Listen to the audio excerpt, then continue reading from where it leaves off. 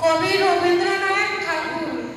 খেলা ভোলা তুই কি ভাবিস দিন রাত্রির খেলতে আমার মন, কখনো তা সত্যি না মা, আমার কথা শোন।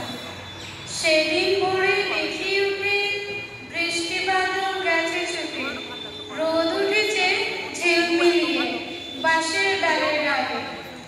ছুটির